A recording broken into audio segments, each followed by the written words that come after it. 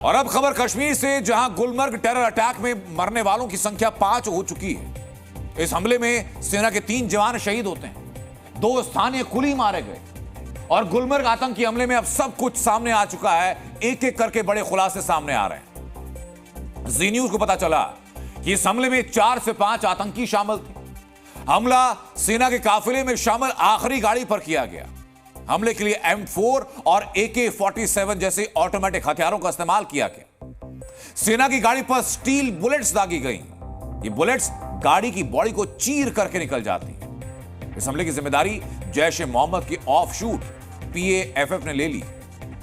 भले ही हमले की जिम्मेदारी PAFF ले चुका हो, लेकिन जिस तरह से हमला किया गया वो सीधे रावलपिंडी यानी पाकिस्तानी फौज की तरफ इशारा करता है, क्योंकि इन हमलों के जरिए पाकिस्तानी फौज ने एक तीर से कई निशाने लगाने की एक नाकाम कोशिश की।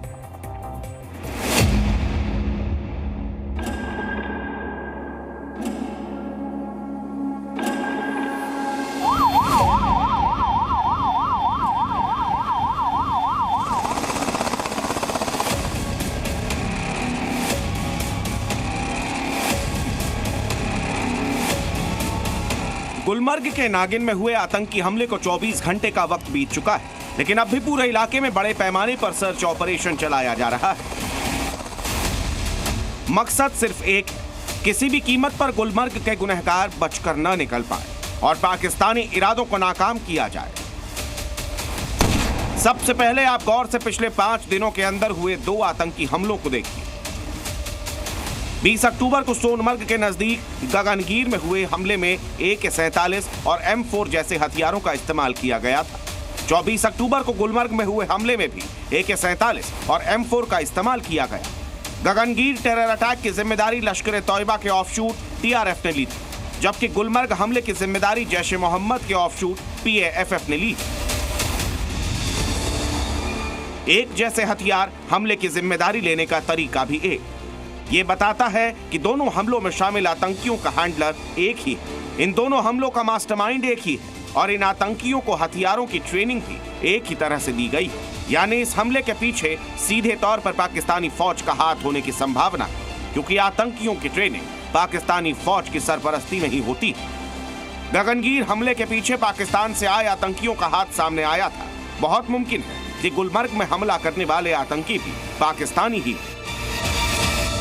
सामने हेजी जो पहाड़ आपको दिख रहा है, ये वो पहाड़ है जो पुंछ से जोड़ता है गुलमर्ग को। और यहाँ से बताया जा रहा है कि आशंका है कि जो हमलावर मिलिटेंट हैं, जो जैश के PAFF के बताए जा रहे हैं, उन्होंने आकर वहाँ बटपत्री में हमला किया। जहाँ पर हमला हुआ है वो इसी किस्म का जंगल है, इसी किस्म की ढलान है और इसी किस्म का पूरा पैटर्न है, जहाँ से बताया जा रहा है कि मिलिटेंट्स उन जंगलों से उतर के आए हैं। हैरान करने वाली बात यह है कि गुलमर्ग और सोनमर्ग में लंबे वक्त से कोई आतंकी हमला नहीं हुआ।